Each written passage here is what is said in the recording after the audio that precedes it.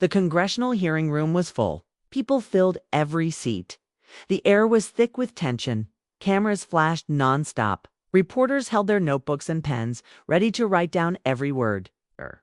The room was silent but full of electricity. Everyone waited for something big to happen.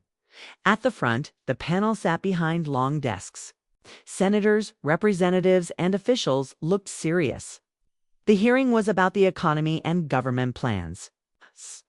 But this meeting was about more than just policies. It was about power, respect, and reputation. Today, things would change. The microphone was on. A young woman stood up. It was Representative Alexandria Ocasio-Cortez, known as AOC. She was confident and sharp. Her eyes scanned the room as she leaned forward. Her voice was soft but strong, cutting through the silence like a knife. Wrapped in silk, Senator Kennedy, she began. The room held its breath.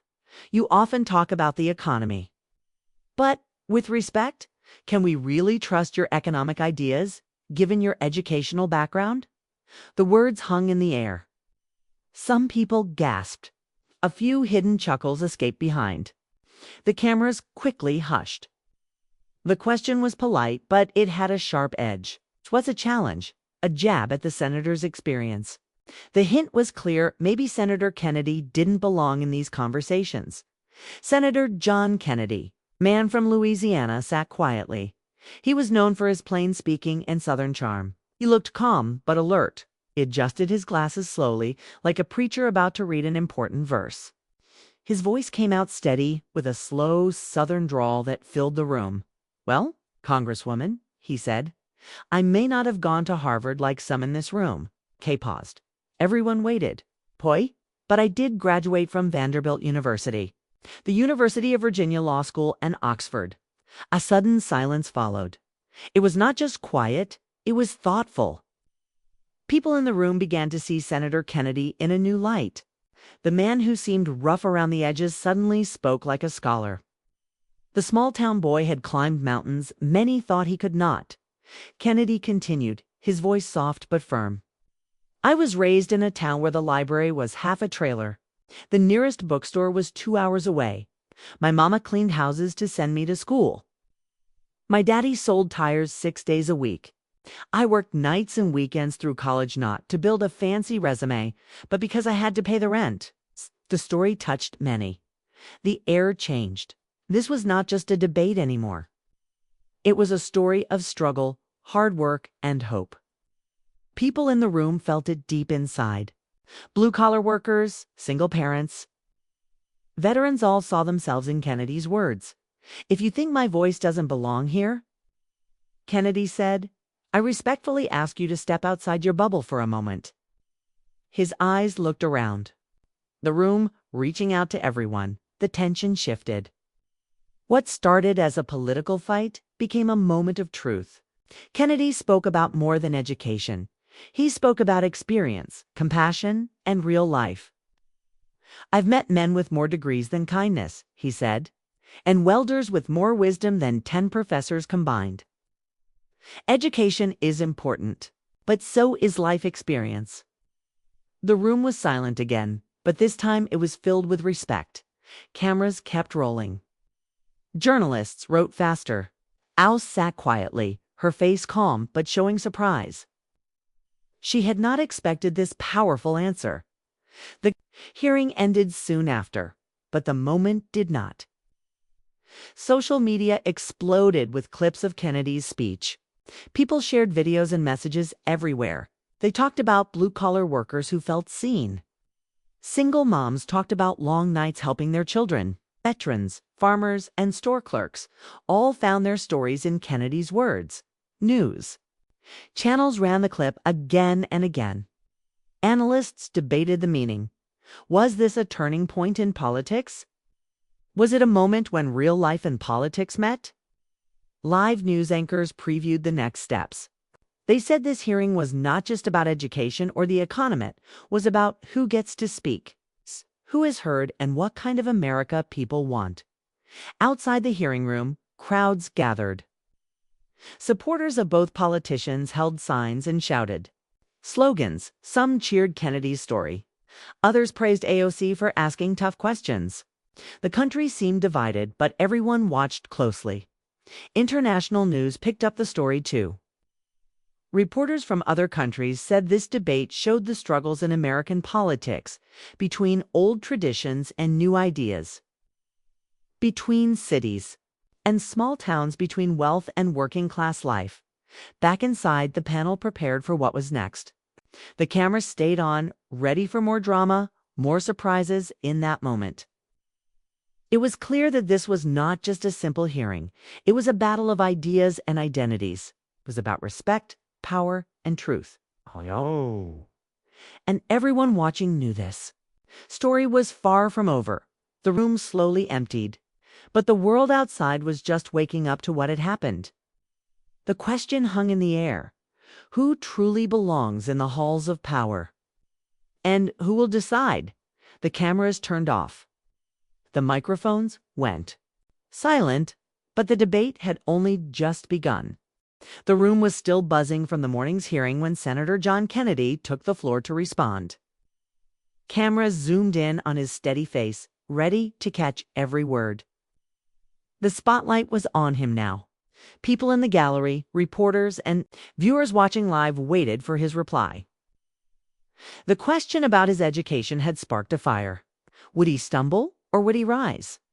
Kennedy straightened his glasses and took a deep breath. His voice came out calm, strong, and measured. "Well, Congresswoman," he said, "I may not have gone to Harvard like some people in this room." The pause was heavy. Eyes widened across the room. "But I did graduate from Vanderbilt University, the University of Virginia Law School, and Oxford." Gasps and whispers filled the space. The man who many had seen as a simple Southern politician suddenly reminded everyone of his serious credentials. But his answer was more than just about schools and degrees. He leaned forward and began to share his story. "I was raised in a small town where the library was just half a trailer. The nearest bookstore was a 2-hour drive." His voice softened, full of feeling. "My mama cleaned houses to send me to school. My daddy sold tires 6 days a week." The room grew quieter, hanging on his every word. "I worked nights and weekends during college," Kennedy continued, "not to build a resume, but because I had to pay the rent." His eyes scanned the room, connecting with people in the audience. And viewers at home, the story wasn't just about education. It was about hard work, sacrifice, and the struggles of everyday Americans. People who faced hard choices but never gave up. It was a story many could see themselves in. Kennedy's tone became gentle but firm. "If you think my voice doesn't belong in these chambers, I would respectfully ask you to step outside your bubble for a moment." The challenge was clear, but it was said with respect. The atmosphere changed. The fight over education shifted into a larger conversation about real life, experience, and respect. Kennedy said, "I've met men with more degrees than kindness, and welders with more wisdom than 10 professors combined." His words rang true. Education is important, he said, but so is experience. You don't have to wear a designer suit to understand the cost of a gallon of milk. The crowd was silent, but their minds and hearts were working. Reporters quickly jotted down notes. Social media started buzzing with clips of Kennedy's response. Blue-collar workers, single mothers, veterans, and farmers saw their own struggles reflected in his story. Meanwhile, AOC sat quietly, her expression unreadable. She nodded once, acknowledging his words, but the moment clearly affected her. The sharp exchange had turned into something deeper. A moment of honest truth about class, opportunity, and leadership. News analysts on live television replayed the exchange.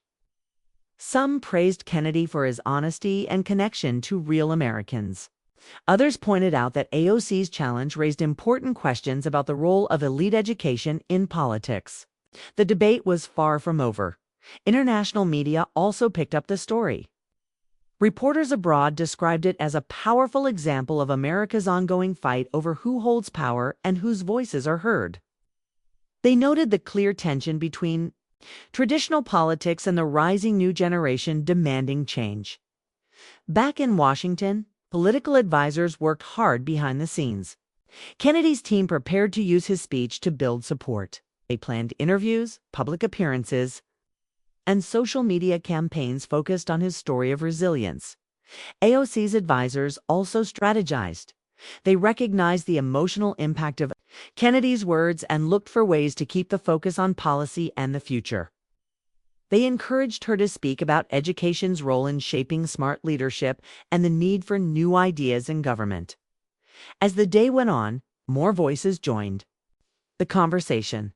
Union leaders, teachers, and community organizers shared their opinions. Some defended the importance of education. Others emphasized the value of real-world experience. The nation was divided but engaged. In the evening, a special live news segment aired. The anchors discussed the day's events, the power of personal stories, and what this meant for upcoming elections. Viewers were invited to share their thoughts on social media, creating a flood of comments and debates. The tension between old and new, elite and working class, continued to build. Both Kennedy and AOC had scored points in the public eye. Both had supporters and critics, but one thing was clear. This hearing had opened a door to a larger national conversation about leadership, respect, and what truly matters in politics. As the cameras finally turned off for the night, the political battle was far from finished. The story was only beginning to unfold. The morning after the hearing, the halls of power buzzed with whispers and hurried footsteps. Inside dimly lit conference rooms, political advisors gathered around tables cluttered with phones, laptops, and stacks of papers. The viral video of Senator Kennedy's speech had taken Washington and the world by storm. Kennedy's team was quick to see the opportunity. Story of hard work and sacrifice had struck a chord with many Americans. His advisor, a sharp and experienced strategist named Lisa, knew this moment could change the course of his career. "We need to ride this wave," she said firmly. "Get him on every major network. We'll frame him as the man who speaks for the forgotten, authentic, real, and strong." Meanwhile, AOC's camp was not resting. Her chief of staff, Miguel, met with communications experts to craft a response that balanced respect for Kennedy's story with a firm defense of education and progressive policies. "We cannot let this become just about background stories," Miguel warned. "We need to bring the focus back to the future on policies that actually help people." The media frenzy was relentless. News anchors debated heatedly over panels of experts. Some praised Kennedy's authenticity, others pointed out the dangers of dismissing education as less important. The public was captivated, and social media exploded with opinions and memes. International news stations picked up the story, framing it as a clash between America's old political guard and its new, restless generation. Reporters in Europe and Asia noted how this fight revealed deep divisions in U.S. society between tradition and change, between elites and everyday citizens. But beneath the headlines, a shadow loomed. Late one evening, an investigative journalist named Sarah received an anonymous tip. The source claimed to have documents related to Senator Kennedy's past details he had kept private for years. The leak suggested there was more to his story than the heartfelt speech. Sarah's heart raced as she read the files. The documents hinted at a hidden scandal involving business deals from Kennedy's early political career, controversies that could damage his reputation and threaten his current momentum. She knew the story could shake Washington to its core. Sarah contacted a trusted editor, and soon a small team of reporters began digging deeper. They reached out to sources, checked records, and prepared to publish their findings. The news spread quickly among political circles. Kennedy's closest allies were stunned. Lisa, his advisor, gathered her team urgently. "This could ruin everything," she said. "We need damage control now. Find out who leaked this and stop it." At the same time, AOC's team debated whether to use the new information. Some urged caution, emphasizing the importance of fairness and facts. Others saw a chance to weaken Kennedy politically.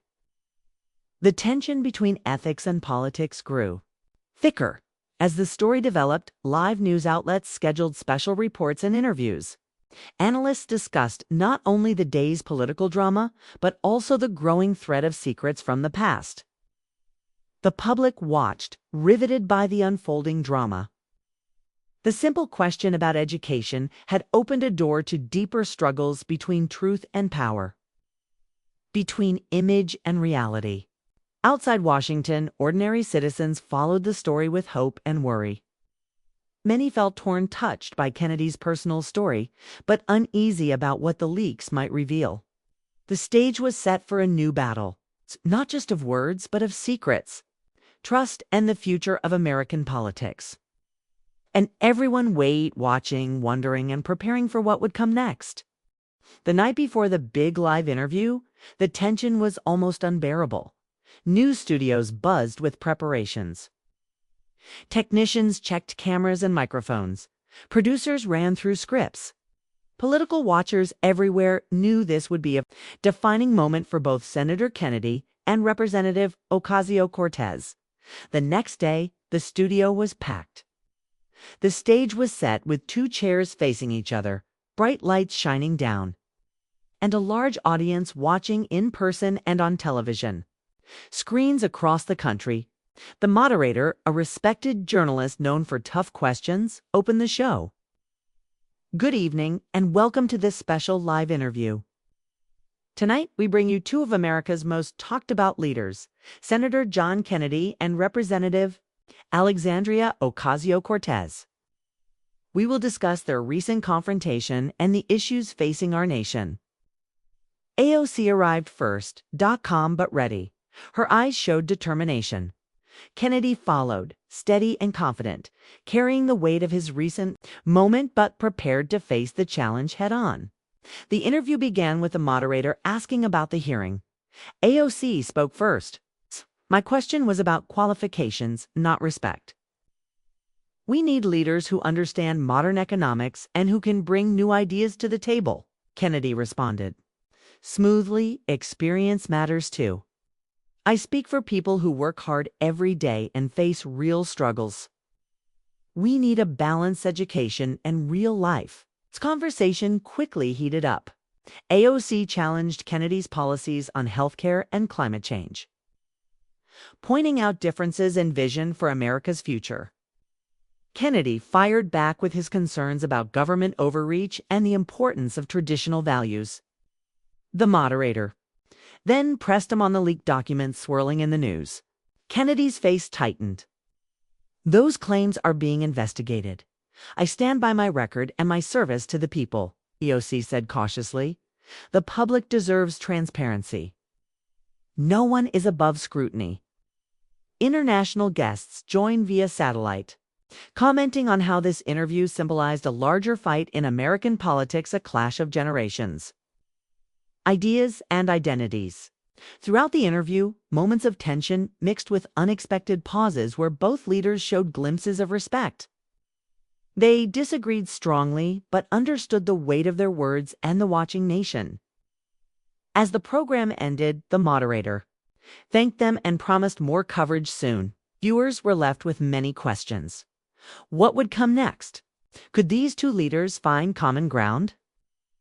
Or was this just the beginning of a deeper divide? Social media exploded with opinions and debates. Some praised the thoughtful exchange, while others focused on the harsh disagreements. The story was no longer just political, it was personal, national, and global. The world watched closely as America wrestled with its future. Behind the scenes, both Kennedy and AOC prepared for the battles ahead, knowing that this interview had raised the stakes higher than ever before. The leaked documents had shaken the political world. Journalists everywhere raced to uncover the truth behind the shadows that now hovered over Senator Kennedy. Investigative reporter Sarah and her team worked late into the night, chasing leads, interviewing sources, and digging through years of public and private records. They uncovered troubling details, past business deals involving questionable partners, Decisions that some saw as conflicts of interest and whispers of favors exchanged behind closed doors. These were not accusations yet, but enough to stir doubt and suspicion. Back in Washington, Kennedy's team met urgently. Lisa, his lead advisor, was grim. "We need to act fast," she said. "If this story breaks before we control it, it could destroy everything John has built." Kennedy himself faced a storm of emotions. Memories he had long buried rose to the surface. There were mistakes, yes, but also moments of difficult choices, made under pressure. He wrestled with how much to reveal. Knowing the truth could hurt his chances, but honesty might also win respect. Meanwhile, AOC's camp debated the ethical line. "We cannot use unproven leaks as weapons," Miguel insisted. "But transparency is key. We have to let facts come out and let the people decide." The media frenzy grew. News channels aired special segments analyzing every detail of the leak. Political commentators speculated on who inside Kennedy's party could have betrayed him. Rumors spread that the leak was a planned attack to weaken his rising popularity ahead of important votes. Internationally, governments and analysts followed closely. The story was seen as a test of American democracy, where personal secrets and political power clashed openly on a global stage. As pressure mounted, Kennedy decided to face the public. He planned a press conference to address the leaks directly. His advisors warned him of risks, but he believed honesty was his only path. In quiet moments before the event, Kennedy reflected on his journey from a small-town boy to a senator with a voice that reached millions. He thought of his family, his struggles, and the values that had guided him. The stage was set for a reckoning. Would the truth free him or bury him? Would the public see the man behind the headlines or only the shadows of the past? The nation waited, breath held. As the next chapter in this unfolding political drama prepared to begin, the leaked documents had shaken the political world. Journalists everywhere raced to uncover the truth behind the shadows that now hovered over Senator Kennedy. Investigative reporter Sarah and her team worked late into the night, chasing leads, interviewing sources, and digging through years of public and private records. They uncovered troubling details, past business deals involving questionable partners, decisions that some saw as conflicts of interest, and whispers of favors exchanged behind closed doors. These were not accusations yet, but enough to stir doubt and suspicion. Back in Washington, Kennedy's team met urgently. Lisa, his lead advisor, was grim. "We need to act fast," she said. "If this story breaks before we control it, it could destroy everything John has built." Kennedy himself faced a storm of emotions. Memories he had long buried rose to the surface. There were mistakes, yes, but also moments of difficult choices made under pressure. He wrestled with how much to reveal. Knowing the truth could hurt his chances, but honesty might also win respect. Meanwhile, AOC's camp debated the ethical line. "We cannot use unproven leaks as weapons," Miguel insisted, "but transparency is key. We have to let facts come out and let the people decide." The media frenzy grew. News channels aired special segments analyzing every detail of the leak. Political commentators speculated on who inside Kennedy's party could have betrayed him. Rumors spread that the leak was a planned attack to weaken his rising popularity ahead of important votes. Internationally, governments and analysts followed closely. The story was seen as a test of American democracy, where personal secrets and political power clashed openly on a global stage. As pressure mounted, Kennedy decided to face the public, planned a press conference to address the leaks directly. His advisors warned him of risks, but he believed honesty was his only path. In quiet moments before the event, Kennedy reflected on his journey from a small-town boy to a senator with a voice that reached millions. He thought of his family, his struggles, and the values that had guided him. The stage was set for a reckoning. Would the truth free him or bury him? Would the public see the man behind the headlines or only the shadows of the past? The nation waited, breath held, as the next chapter in this unfolding political drama prepared to begin. The day of the press conference arrived with heavy clouds hanging over the Capitol. Reporters, cameras, and news crews filled the room, eager to witness Senator Kennedy's response to the leaked documents that had shaken his reputation. Kennedy stepped up to the podium, his face calm but serious. The room fell silent. He cleared his throat and began. "I stand here today not as a perfect man, but as someone who has worked hard for this country," he said. "Yes, there are parts of my past I am not proud of. Mistakes were made. I take full responsibility for my actions." His voice grew stronger as he continued, "But my story is not just about mistakes. It's about resilience, about rising above hardship, and about serving the people who elected me. I will not hide from the truth." The press listened closely, some nodding, others skeptical. Kennedy spoke about his upbringing, again the struggles his family faced, the lessons he learned, and the values that shaped him. He then addressed the leaked documents directly. "These allegations are serious and investigations are ongoing. I welcome the scrutiny. Transparency is the foundation of democracy."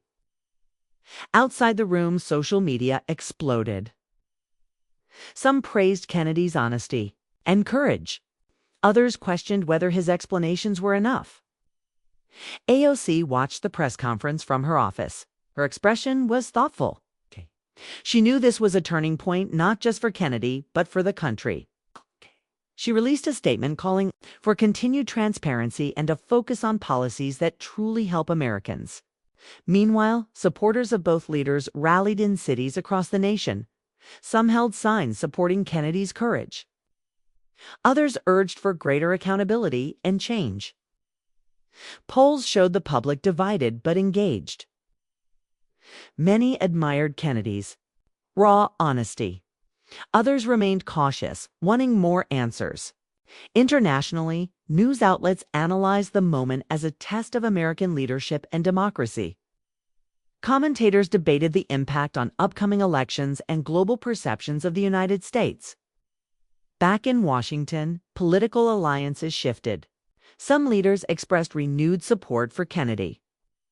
Others distanced themselves, waiting to see how the story would unfold. Kennedy himself met quietly with his closest advisors. They planned their next moves carefully, knowing that this public reckoning was only one battle in a larger war. As the day ended, a sense of uncertainty filled the air. The nation had seen a man exposed and vulnerable, yet determined. The future was unclear, but one thing was certain: the fight for trust and truth in politics had reached a new level. The story was far from over. The final chapter of this political saga unfolded in a packed congressional chamber filled with reporters, politicians, and citizens watching closely. The air was thick with anticipation as the chamber prepared to vote on a crucial bill addressing economic reforms, an issue at the heart of the recent debates. Senator Kennedy stood before his colleagues, ready to make his case one last time. He spoke with quiet confidence, weaving his personal story into the larger picture of the nation's future. He reminded everyone of the struggles of everyday Americans and the need for policies that would uplift all people, not just the privileged few. Across the room, Representative Ocasio-Cortez listened carefully. When it was her turn, she delivered a passionate speech about innovation, education, and the need to invest in a future that worked for young people and those left behind by the system. The vote was tense. Whispers echoed through the chamber as the legislators cast their ballots. Cameras captured every reaction: hope, fear, doubt, and determination. Outside, crowds gathered to watch the vote results on giant screens. Supporters of both leaders held their breath. Social media was alive with messages, live streams, and analysis. When the final count was announced, the bill narrowly passed. The chamber erupted in a mixture of cheers and gasps. It was a victory, but a fragile one. The two leaders exchanged a look, a mixture of respect and challenge. They knew the road ahead would not be easy. The divisions in the country were deep, and the work to heal them had only just begun. International observers praised the democratic process but warned of the continuing challenges America faced. The world watched as a nation struggled to balance tradition and progress, experience and innovation. In a quiet moment after the vote, Kennedy and AOC met briefly behind the scenes. Their conversation was low but meaningful, a recognition that, despite their differences, both wanted to serve the people. The story closed with a powerful image: the two politicians walking out of the chamber side by side, facing the uncertain future together. The nation remained divided, but hope flickered, a hope that, through struggle and dialogue, change was possible. The battle for America's soul continued, but a new chapter had begun.